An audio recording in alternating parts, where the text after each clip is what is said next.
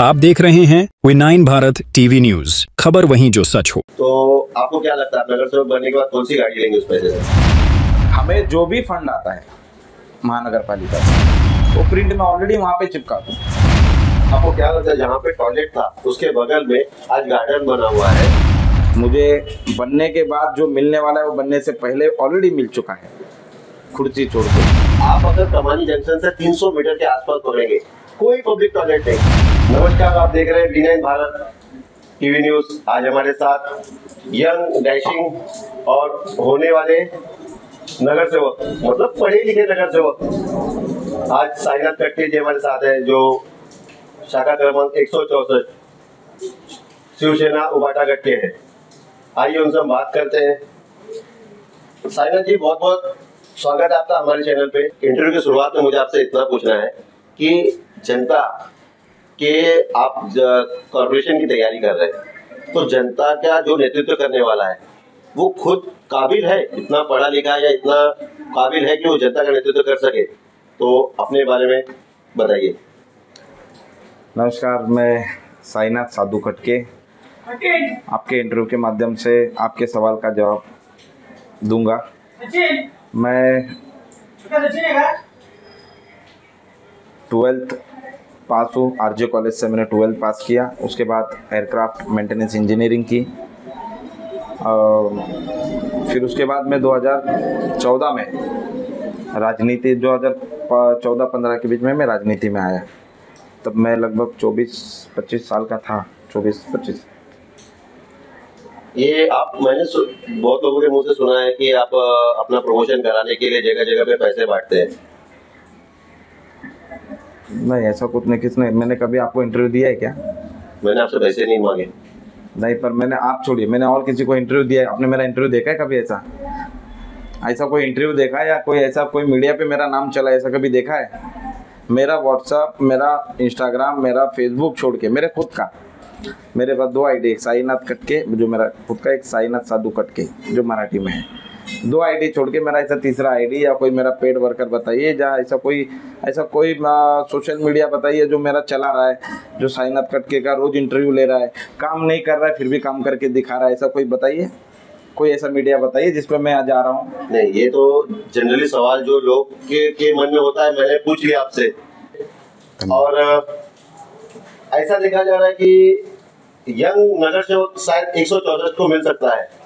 जिस प्रकार से आपकी तैयारी है, जिस प्रकार से आप लोगों के बीच जा रहे हैं, तो इस समय बहुत चर्चित चेहरा आपका नजर आ रहा है। क्या कहना चाहेंगे? मैं अपनी तारीफ खुद नहीं करता, पर अगर ज़मीन पर अपने पाँव अगर मजबूत रहेंगे तो जनता हमें देख रही है, और जो जनता देखती है वही जनता करती है, मैं ये मानता हूँ।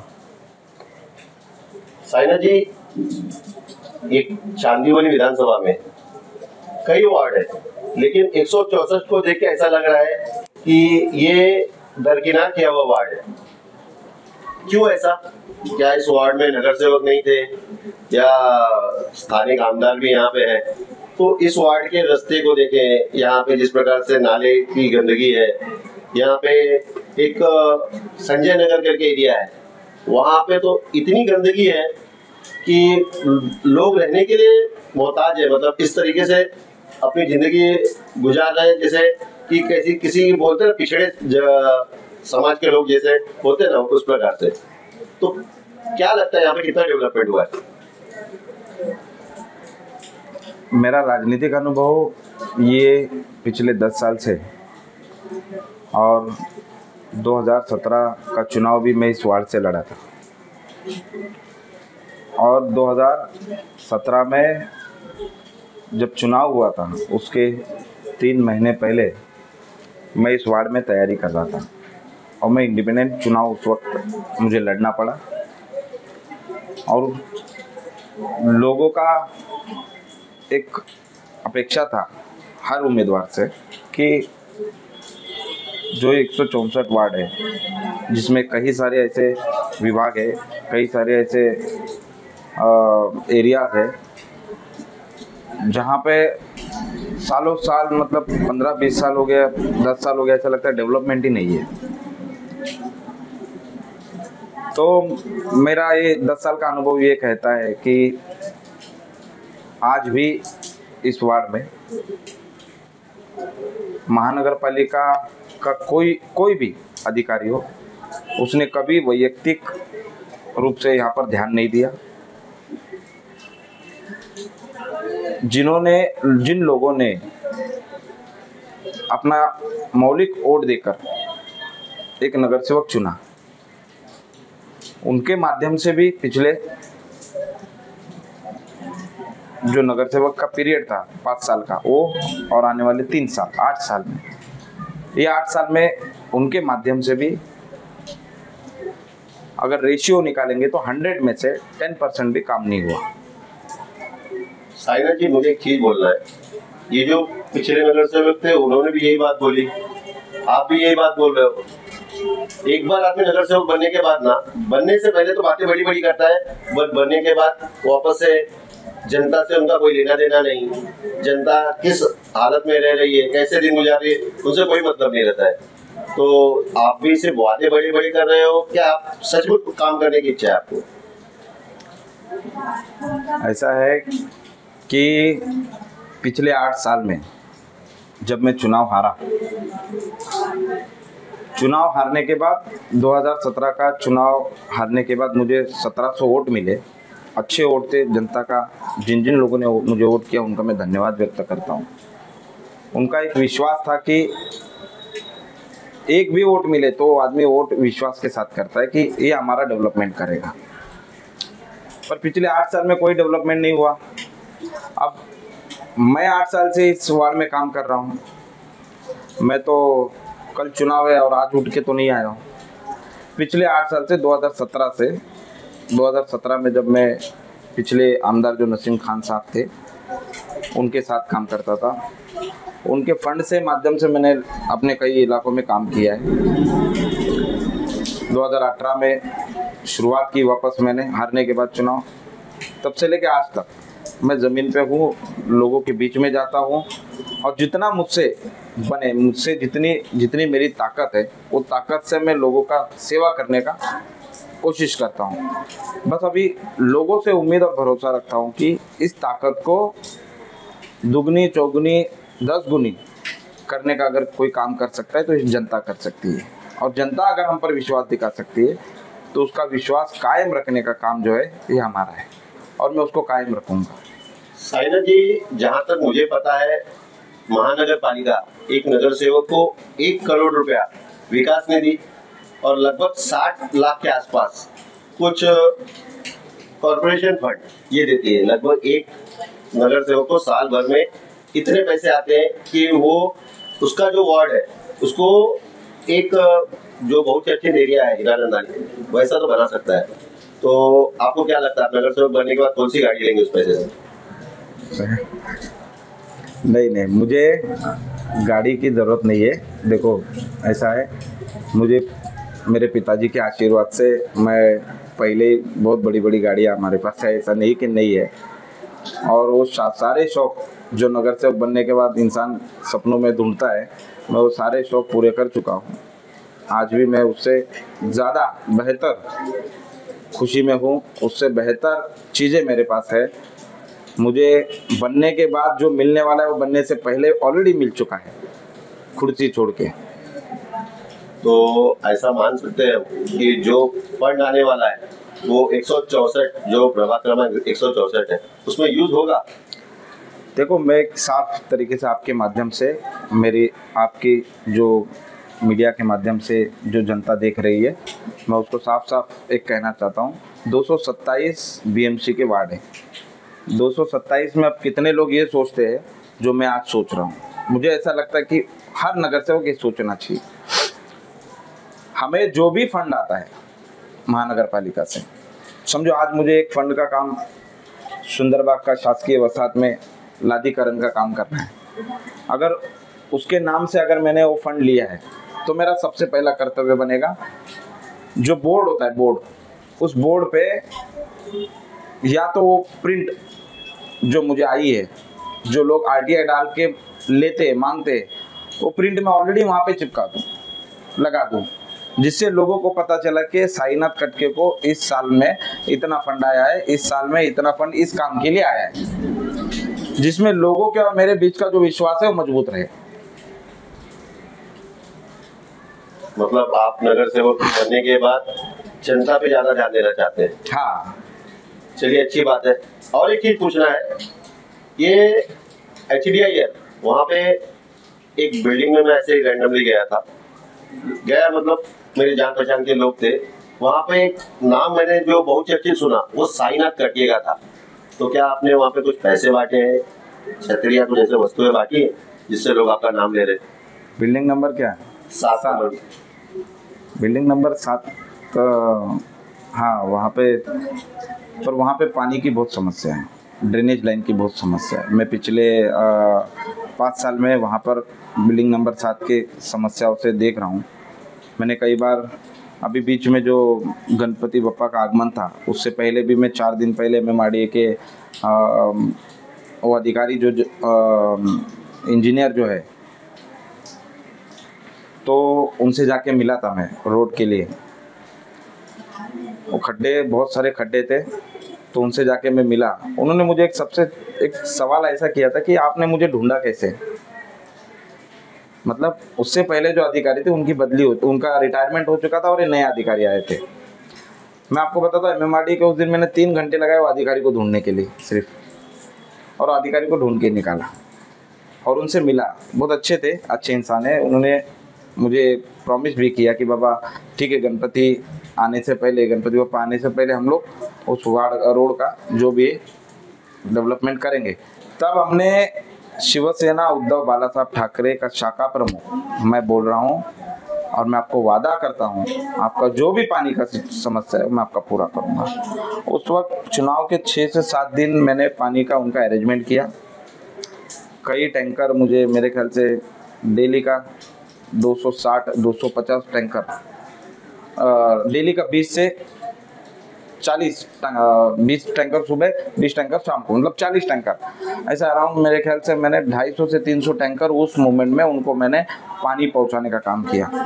तो उनको एक मुझ पर विश्वास हो गया कि ये लड़का अगर बोल के गया और कर रहा है। फिर उसके बाद उनके पानी के जो मीटर का इशू था, वो मीटर का इशू हमने सॉल्व किया, मीटर वापस लगाया, फिर वापस पानी चालू हो गया।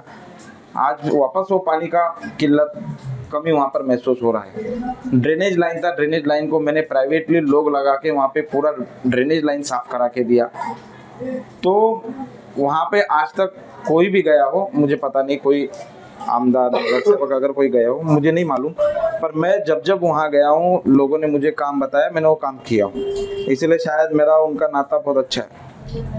साईनाथ जी, आप तो HDI में आपने जो किया आपने बता दिया, ये संजय नगर आपके बगल में ही है, आपने वहाँ पे ऐसा कुछ क्यों नहीं किया? क्या आपको लगता है कि जातिवाद की राजनीति की वजह से आपको वोट नहीं मिलेगा क्योंकि वहाँ पे मुस्लिम समाज के लोग ज्यादा रहते हैं? ऐसा कुछ सोच के आपने वहाँ पे कोई ऐसा कदम नहीं उठाया है? नहीं, ऐसा नहीं है। ऐसा रहता तो मेरी शुरुआत ही, मैं आपको बता तो 2018 में अंबिका नगर का जैसा। मत मानिएगा, ये पूछने का कारण ये है कि आजकल जातिवाद की राजनीति ज्यादा चल रही है। बीच में एक नैरेटिव चला था, कटोगे तो बटोगे, तो उसमें काफी लोगों को जिनकी उम्मीद नहीं थी वो भी लोग उस मौके का फायदा उठा लिए। तो मैंने इसलिए आपको पूछा कि इस प्रकार की राजनीति आपके दिमाग में तो नहीं चल रही है? नहीं, मैं देखो, आप मीडिया के माध्यम से मैं अपने आप को साफ कर देता हूँ। मैं किसी भी जाति धर्म को लेकर वोट मांगने वाला आदमी नहीं हूँ, और एक बार राजनीति से हमको दूर रहना पसंद हो जाएगा, पर मैं जाति और ये प्रांत और ये इन सारी चीज़ों में मैं इन्वॉल्व होने वाले में से नहीं हूँ। मुझे वोट, अगर मुझे लगता है कि यहाँ जाति का भाषण देने से वोट मिलेगा तो मैं वहाँ जाति का भाषण नहीं देना पसंद करूँगा। वोट ना मिले ठीक है, पर किसी जाति और धर्म के माध्यम से अपनी कुर्सी बनाओ, ये मेरा सिद्धांत नहीं है, और ये मेरे पिताजी की शिक्षा भी नहीं है। मेरे राजनीतिक गुरु मेरे पिताजी है, और मुझे बचपन से हमेशा सारे धर्म के लोगों के, जात के लोगों में मैं अपने आप को सेफ अच्छा महसूस करता हूँ। इनसे अच्छा नाता है। और रही बात आपने कहा कि संजय नगर और बाबा चौक और कई जो आप कह रहे हो, आपके माध्यम से जो आपका सवाल है कि धार्मिक सोच रख के मैं वहाँ काम नहीं कर रहा हूँ। आप पिछले मेरे 6 साल का फेसबुक अगर देखोगे, इमामवाड़ा चौक बनाने से लेके, संजय नगर का नाला साफ करने से लेके, और तीसरा बड़ा कारण है जो मैंने आज तक कभी सोशल मीडिया पे जल्दी उसको मैंने लाया नहीं, कि बकरी ईद का जो मैं एक प्रोग्राम करता हूँ हर साल, पिछले 5 साल से मैं कर रहा हूँ। वो बकरी ईद का प्रोग्राम हर हमारे मुस्लिम भाइयों के इलाकों में ही होता है मेरा प्रोग्राम। मैं तभी 20 से 25-30 कामगार मेरे जो है 4 दिन के लिए काम करते हैं प्राइवेटली। तो ऐसा कोई मेरा सोच ही नहीं है ना, अगर ये सब रहता तो मैं उनके बीच में काम ही नहीं करता। मेरी सोच साफ है। मेरा एक सिद्धांत है जो मेरे पिताजी ने मुझे सिखाया है, खुद को गिरवी रख के या बेच के अगर कुछ पाना हो तो नहीं मिले वो बेहतर है। तो मैं धार्मिक और जातिवाद और प्रांतिक का जो राजनीति है उसमें अपने आप को बेच नहीं सकता, गिरवी नहीं रख सकता और कुर्सी को पा नहीं सकता। ये सीधा है। लेकिन संजय नगर में काम नहीं हुआ, मैंने उसके लिए तो आपसे सवाल किया था, तो आप वहाँ पर ध्यान क्यों नहीं दे रहे? ऐसा कुछ आपने, या वहाँ तक अभी तक आप पहुँच नहीं पाए, क्या कहना चाहेंगे? मैंने आपको सर कहा कि संजय नगर में मैंने काम अगर नहीं किया है तो आप मेरे पिछले 5 साल का फेसबुक, सोशल मीडिया या कुछ भी हो उठाकर देख लीजिए और वहाँ के इलाके के लोगों को पूछिए कि साईनाथ ने अगर साईनाथ को फ़ोन किया है और साईनाथ के लोग अगर गटर साफ करने नहीं आए, हाँ ठीक है 100 लोग है, 100 लोगों में से मैं नहीं कहूँगा कि 100 लोगों का मैंने काम किया है, पर 100 लोगों में से मैंने 40 लोगों का काम किया है। जो मेरी ताकत है, जो मेरी हिम्मत है, जितना मुझसे हो सकता है मैंने उतना पैसा, ताकत, हिम्मत लगा के लोगों को लगा के उन लोग का काम करने का, जनता का काम करने का मैंने काम किया है। अभी आपको आपका सवाल संजय नगर, बाबा चौक और ये जो धार्मिक सोच है, आप पहले इससे बाहर आ जाइए। मैं उस सोच में नहीं हूँ और मैंने काम किया है। ये जवाब मैं देने से अच्छा आप जाके लोगों से पूछिए ना, आप उनसे पूछिए। साईनाथ जी, मैं भी उस इलाके से आता जाता हूँ, मुझे गंदगी दिखती है, मुझे कहीं ऐसा नहीं दिखा कि वहाँ पे कुछ डेवलपमेंट हुआ है। देखो, डेवलपमेंट अगर करना होगा, मैंने आपको पहले ही कहा, मेरी जितनी लंबी चद्दर है मैं उतना पाँव फैलाऊंगा। तो मैं ज़्यादा से ज़्यादा लोगों का गटर साफ करता हूँ, शौचालय साफ कर सकता हूँ, रोड साफ कर सकता हूँ, साफ कर सकता हूँ, उसको बना नहीं सकता। और जिस दिन बनाने के लिए, आपको भी मालूम है, बनाने के लिए, डेवलपमेंट करने के लिए महानगर पालिका बैठी है, मुंबई महानगर पालिका में से चुन के आए हुए नगर सेवक बैठे हुए हैं। ये दायित्व है, ये काम उनका था। आप उनसे सवाल करिए, क्या आपने धार्मिक राजनीति समझ के वहाँ पे काम नहीं किया क्या? नहीं, आप मुझसे सवाल कर रहे। आप देखो, मैं तो विवेक जी मेरी बात सुनो। विवेक जी मैं आपके सवाल को मैं आपको रोकना चाहूँगा। विवेक जी, मैं ये कहना चाहता हूँ कि धार्मिक राजनीति से आप मुझको मत जोड़िए। मैं फिलहाल एक प्रयास में हूँ और इस प्रयास में मैं कब धार्मिक राजनीति, हाँ मैं कल को अगर जनता के आशीर्वाद से नगर सेवक बनता हूँ, जनता मुझे चुन के ला के देती है और तब मैं अगर डेवलपमेंट ना करूँ तो आप मुझे बोल सकते हो कि आप धार्मिक राजनीति कर रहे हो। हमारे पंचशील से जो नीचे आने वाला रास्ता है वहाँ पे एक बड़ी गटर है। वो एक्चुअली बड़ी गटर के अंदर कंक्रीट और दीवार खड़ी रहने की वजह से वहाँ पे वो जाम हो जाता है। वो पिछले, मैं तो देख रहा हूँ 8 साल से उसका हालत वही है, उसमें कोई डेवलपमेंट नहीं। मेरा अनुभव से, मैं 8-10 साल से यहाँ घूम रहा हूँ। तो गणपति बप्पा लेके आने जाने वाले जो लोग थे वो उसी गटर में से पानी में से चल रहे थे। आपने धार्मिक की बात की थी सर, एक बात याद दिलाना चाहता हूँ। जब कोई मुस्लिम समाज का, समुदाय का इंसान मस्जिद में नमाज पढ़ने जाता है तो वज़ू करता है, मतलब अपने हाथ पाँव को अच्छे से धोता है। पर उस दिन मुझे इतना बुरा लगा, वो तो अपना धर्म निभा रहे पर हमारे धर्म के ठेकेदार कहाँ गए, जो आज हमारे गणपति बप्पा को लेके आने वाले लोग गटर और संडास के पानी में से जा रहे हैं। ये सबसे बड़ी आज की समस्या है कि धार्मिक और धर्म, चुनाव आते ही धर्म याद आता है, उसके बाद ये दुख है इनको, हमको धर्म के नाम पे वोट ही नहीं चाहिए ना। आपको क्या लगता है जहाँ पे टॉयलेट था उसके बगल में आज गार्डन बना हुआ है, गार्डन को ताला मार के रखा जाता है, वो गार्डन है किसके लिए? जनता के लिए। जिस जनता को गार्डन की जरूरत नहीं, आज इतनी घनी आबादी में 30% से ज्यादा लोगों को डायबिटीज है। अब आपको भी पता होगा डायबिटीज के जो पेशेंट होते हैं उनको यूरिन का प्रॉब्लम ज्यादा होता है, मतलब टॉयलेट के लिए बार बार जाना पड़ता है।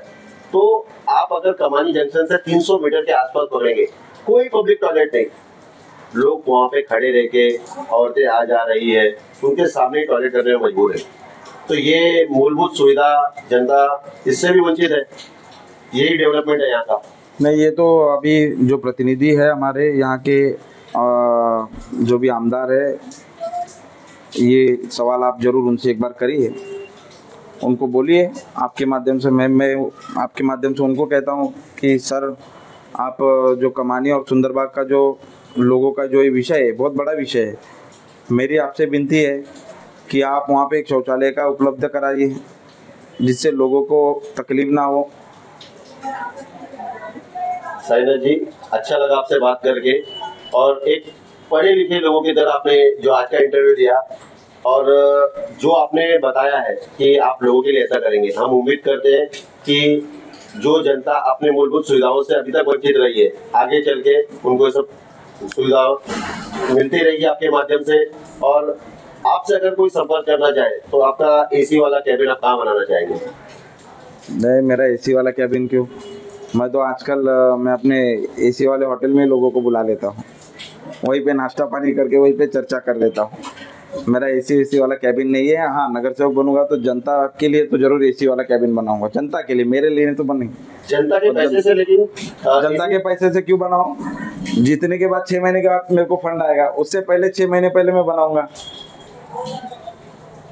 मैं अपने पैसे से बनाऊंगा।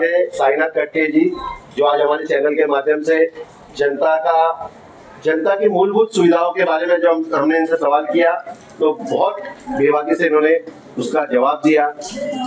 इनका मानना है कि भगवान का और इनके पिताजी के आशीर्वाद से इनके पास बहुत पैसा है, इनको जनता के पैसे पैसा की जरूरत नहीं है। पैसा नहीं, उनका आशीर्वाद बहुत है और बहुत सारा प्यार है, इसीलिए पैसा ही सब कुछ नहीं होता। और पैसा तो ऊपर वाले ने जिसको जितना दिया अपने मर्यादित समय पे दिया है, मुझे भी उतना ही दिया जितनी मेरी मर्यादा है, मेरी जितनी क्षमता है। साइनाथ जी, ये इंटरव्यू एक बार हम और करेंगे जब आप इलेक्शन में खड़े रहेंगे और जनता आपको किस प्रकार से अपना आशीर्वाद देती है, उसके बाद हम आपसे जरूर मिलेंगे।